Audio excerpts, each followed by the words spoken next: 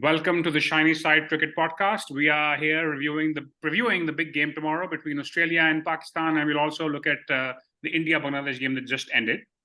With me once again, friend of the show, Umair Qazi. How are you doing, Umair? I'm doing well, Praise. Thank you for having me again. How are you? I'm very well. Just getting excited about the big weekend coming up. 3 blockbuster games every single day. Yeah, it's a But blockbuster weekend. yeah, before we get into it, how are you feeling about the World Cup? A couple of upsets since we spoke last. There's been some interesting upsets, some interesting decisions at the toss, and yeah, at least we're getting some exciting results, but still no exciting games. That's true. We've got unexpected results, but we still haven't had that close game, right? Where there's jeopardy in the last 5 overs. But True. But getting right into Australia, Pakistan, right? So let's look at. I mean, let's look at some history, right? So we've played them 10 times in ODI World Cup. We won 4, they won 6. Not sure how relevant those games are because the last time we played them, we had a very different side. I think more than half the side that's there right now wasn't there. In terms of if you look at the overall, like I guess ODI recent record, out of the last 13, they've won 10. And while that sounds appalling, again, only 3 of those games have come in the last ODI cycle, right? A lot of them were 2019 World Cup or before. So we haven't really played them a lot recently. And those 3 games which we won, 2 of them came in that. So in the last series, we won 2-1 at home, but then they were playing without a lot of their first choice players also, right? So that's the caveat there. But how much of the history do you think the players are thinking of right now? Look, I don't think the history is that relevant. Australia is not the side that it used to be. Pakistan is a much improved side as well. And you mentioned 6-4 Australia. I think majority of those Australia wins are in knockout games. Maybe 4 or 5 of them. I'm not exactly sure of the number, but I think when it comes to group games, we are probably either even or even better. Our victories, all 4 are in group games, not in knockouts. We've never beaten them in a knockout. So, and the last time we beat them in a World Cup, it was also in these similar conditions in 2011. So interestingly, Australia didn't lose a World Cup game for like what? I think for like maybe 15 odd games to anybody. So the last game they lost before their streak was 99 World Cup to us, and then the streak was broken by us in 2011, which is the last time we beat them actually. But I guess if you look at the tournament context overall, right? So I'm just going to quickly pull up the points table so to see where things stand at the moment. And I mean, as you can see, so in terms of the tournament, Pakistan is sitting well above Australia. We still have 2 out of 3 wins. Australia is sitting with 1 win out of 3. But I think what's interesting at this point is that if Australia wins tomorrow, then we are both sitting level. So I think at the moment Pakistan is ahead, and purely in points, if Australia wins, them and us will be par in terms of wins and so on and so forth. In fact, weirdly enough, if we lose tomorrow and South Africa lose to England, there'll be 4 teams sitting on 4 points each. So it's an insanely open World Cup. But I guess looking at how the tournament is been going, let's look at the Australian side first, right? So if I look at the Australian side, it seems like a lot of the issues or question marks seem to be coming together in the last game, right? So if you look at the bowling firstly, I think Stark's been decent, but Cummins and Zampa have been big question marks. Both of them came back really well in the last game. Zampa got 4 wickets. He didn't start well, but he came back really well. Cummins again came back, got 2 wickets in the second spell. So how are you looking at their bowling developing? Look, I always felt that going into the tournament, Australia's bowling was the stronger suit than the batting for this ODI format. The batting is not as strong or not that well suited to ODIs, I feel. And Cummins, Stark, Hazelwood is a very strong pace attack. And Zampa, yes, he got back into form in the last game. He still went for a bit of runs. I think he may continue to be expensive, may pick up a wicket there, here and there, but I don't think he's near his best yet. Yeah. And in terms of their batting, right? So I think this is where it's really interesting because in the last game, you had Inglis and Marsh really looking good, looking solid, scoring rapid 50s. And then you also had Stoinis and Maxwell, both had a bit of a hit out. Both scored 20-30 odd at better than runner balls. So I feel like those were a bit of the missing links in their batting. And I mean, Smith and Labuschagne have been kind of stodgy, but that's what they do. Warner's had I think he had a 40-50 odd against India. So it seems like by now they all have got at least some runs under their belt at this point. That's true. But, the longer Smith and Labuschagne bat, the better it is for the opposition. I know a lot of people say that the same about Babar and Rizwan, but Babar and Rizwan still go at a fairly good rate. Smith and Labuschagne really kill it off, and they've been doing this throughout. So, and Warner's not been in form. He's not come good in any of the games. Marsh started the previous one well, but his first other two games are not that The good. first time he got some runs was the last game. Yeah, true. So yeah, I guess that's Australia. I mean, they finally fielded well last time, and uncharacteristically, their fielding has been really poor. But let's look at Pakistan now, right? So that's what everybody wants to hear about, I'm sure. So is it fair to say that Rizwan and Shafiq are looking really good? Babar and Saud are looking like they're in decent touch, but they need their big score. Is that a fair? Would you say that's a fair assessment? Yeah, that's true. I mean, Babar got his first 50 of the tournament, but he should have carried on.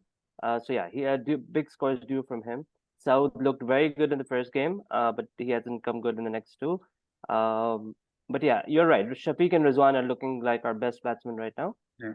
Imam is due a big score as well. Yeah. I mean, I think Imam and Ifti have had, I guess, middling scores, but I mean, I think the last game might have been Imam's highest scores in the tournament so far. He got 30 odd, yes, I think. It was.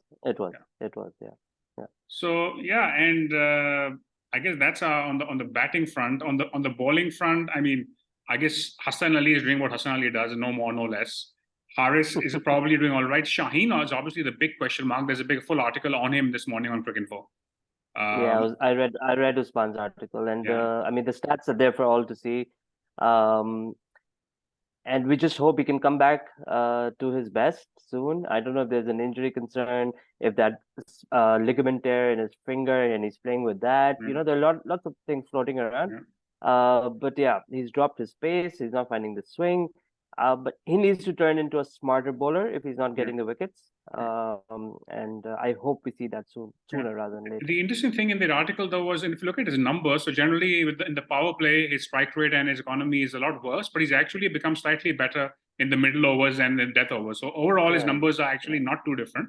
But it's more about the phase, right? And Shaheen had become known for that power play, especially that first over wicket, right? And again, I think that's also, like Usman pointed out in the article, is a bit more of a T20 record. So we associate that with ODIs as well. True. Yes. Yeah. Absolutely. So I think bowlers are looking to batsmen are looking to take him on in T20s and maybe not so much in ODIs. Despite him not being at his best, he's still picking up 2 wickets every game. So it's not like he's not. But yeah, it's coming at the back end. He's become a better death bowler. He's developed the slower one, which is foxing a lot of batsmen. So yeah, but I just hope the new ball Shaheen can come back soon. Yeah, even, I mean, a wicket or two, I mean, that could be super helpful.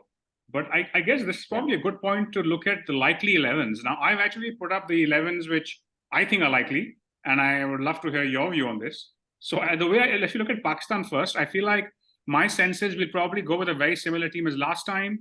Usama will probably play, and one of Shadab or Nawaz will play. What's your view on that? Look, I would like that, and I think it'll be Nawaz and Usama. Shadab will sit out. I don't think Shadab and Usama should be playing together. I don't feel that's right. I don't know. Just 2 leg spinners does not sound right to me. So Nawaz and Usama is the way to go. I don't know if they'll take the big call of dropping Shadab or not. There are a few injury concerns, virals, fevers, a lot going around the camp. So I'm not exactly sure who's fit, who's not. We'll find out tomorrow. Fakhr is definitely out there's some knee injury as well. Yes. Abdullah Shafiq, Saud Shakil, Shaheen, all 3 were down with fever. I hope they're fit tomorrow. But yeah, as long as everyone's fit, I agree with your likely 11, but Nawaz and Usama.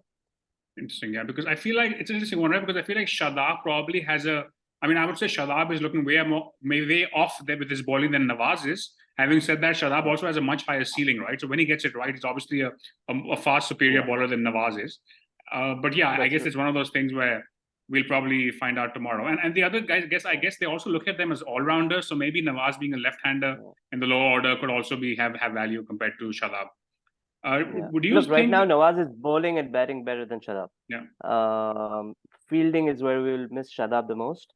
For sure. But yeah. But yeah, I guess that's how I see it, right? So I feel like Usama should play and then one of the two, and you're saying they lean towards Nawaz. So let's see. On the Australian front, I don't see they have any reason to really make a change. I feel like leaving Carey out, they probably got their team somewhat right. And Inglis finally scored some runs, right? So they probably are going to stick with that for a while. Travis Head, I believe, is joining the squad maybe today or tomorrow, but he won't be playing. But he's going to be around. So I think the guys they won't be picking on. Sean Abbott is the other all-rounder that's in the squads. Who again, I don't see them playing him at this point. What's your view on their 11?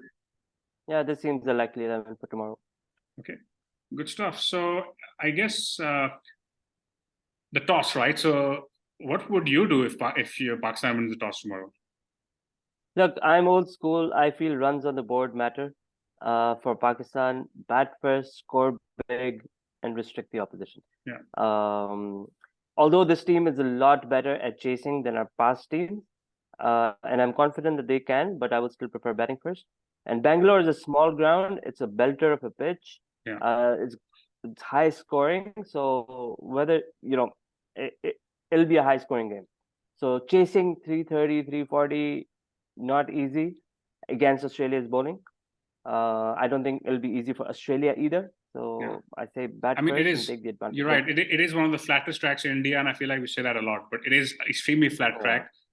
It's the home ground of RCB, which is the team Kohli leads, and one reason they've never been able to actually win the title is because they score these massive scores, which always get chased down because it's insanely flat. Obviously, ODI is a bit different. So I'm probably inclined to go with you. I feel like we should bat first. It's a very flat track. I think Australia is also under pressure. Putting a 300 plus score would definitely put them under pressure, I think, chasing, right? So especially if Usama's coming in, there's a bit of unknown for them in terms of leg spin. So I feel like that could work in our favor. What do you see Australia doing if they win the toss? Sorry, go on. I think they would want to bat first. So see, for Australia, their bowling is suit, so they will rely on their bowling to defend a total rather than their batting to chase a higher total. So I think Australia would want to do that as well. And for the same reason, Pakistan should look to bat first too. Okay, makes sense. Prediction? Pakistan. And any tips for who do you think with the bat will shine tomorrow? I think Babar is going to get a big one tomorrow for Pakistan.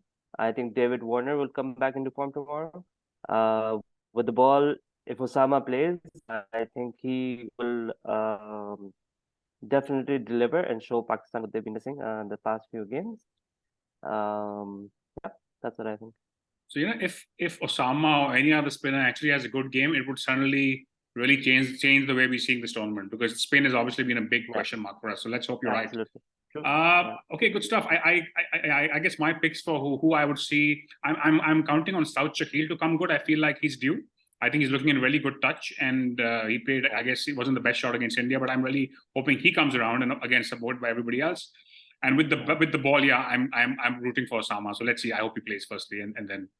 But moving on quickly to today's game, which was just kind of finishing up as right about when we're starting the show, right?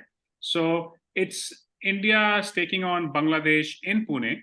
It's actually the first game in Pune. It's also interesting from the point of view of what the ground is like, and it's a ground where we'll see a bunch of games going forward.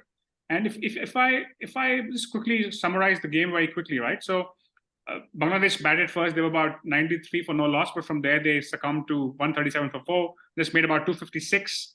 And Liton Das scored 60, Tanzim scored 50, Shakib wasn't playing. And India kind of chased it down quite easily. Virat Kohli finished 103 not out. And that's what I want to start from, Umair. So if you remember, we spoke about how KL Rahul the other day wanted to get 100. He tried to hit the ball for a 4, which went for a 6, and he looked disappointed. And I asked you if you thought that was okay, and you were like, just about.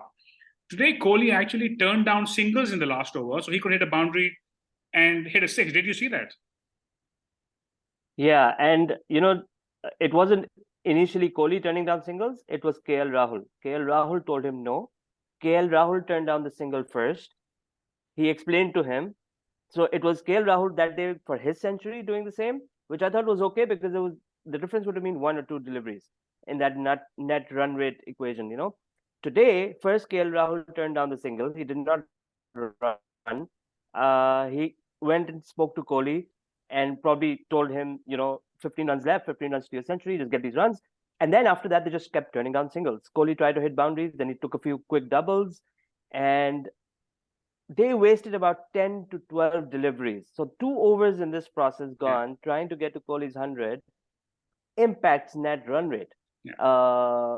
And I don't know if this will come back to bite them or not, but I mean, they're Like I said, dominant, they're even if it leading, they have doesn't, the right? points. It's about the principle. Like if Kohli was Yeah. playing in Ian Morgan's England or even Australia or even Pakistan for that matter, the team and the media would really give them a hard time.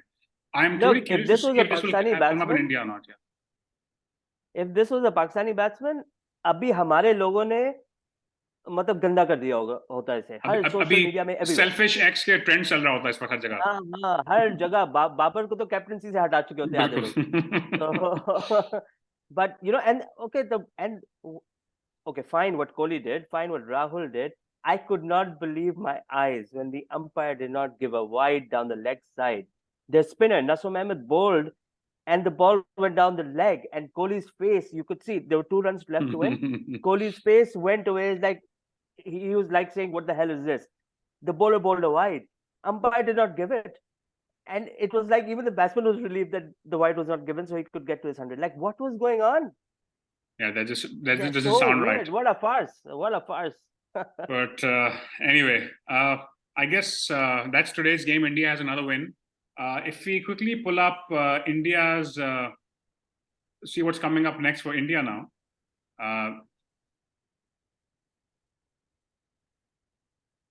So, well, India, now they have I guess, a big test coming up. They're playing New Zealand in Dharamsala on Sunday. That should be a great game. The 2 unbeaten sides. And they have England, Sri Lanka, South Africa, Netherlands. So India now needs 2 games to guarantee qualification.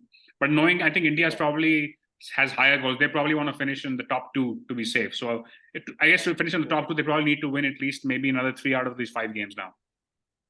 Any thoughts on the upcoming schedule? Yeah, look, I feel India will drop 1 game in the group stages. New Zealand seemed the most likely team to topple them.